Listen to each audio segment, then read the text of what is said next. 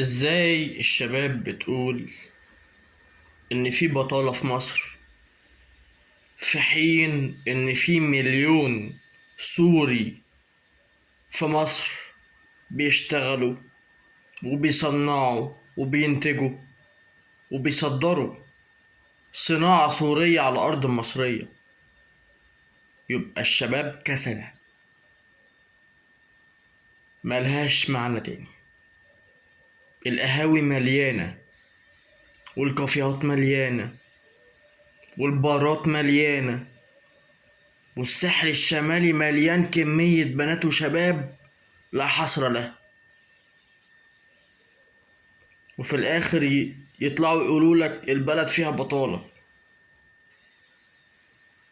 الظروف، الدنيا، أي هبل والسلام، عشان يحملوا على البلد همومهم ومشاكلهم. عندهم صحة، اللي عنده صحة قادر يتحرك يشتغل، اللي عنده صحة قادر يتحرك يشتغل، سواء راجل أو ست. ما تشحتش،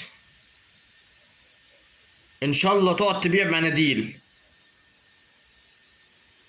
إن شاء الله تفتح كشك سجاير ولا أي حاجة، بس ما تشحتش. مد إيديك لربك، ما تمدش إيديك لمخلوق أو لإنسان، لبني آدم. ما تمدش إيديك لبني آدم، مد إيديك لربك وقول يا رب. كفاية شحاتة وكفاية فضا وكفاية قهاوي. اشتغلوا، ابدعوا، انتجوا، صدروا، كبروا بلدكم. اكبروا انتوا الاول قصاد نفسكم بانكم تصلحوا من نفسكم، وبعد كده تكبروا بلدكم وتكبروا. انا شاب معدي ال30 وراضي عن حياتي، الحمد لله شكر الله. ايا كان بقى صعوبات اللي انا مريت بيها والمر اللي انا مريت بيه والحياة المنيلة اللي انا عشتها، بس انا راضي عن حياتي.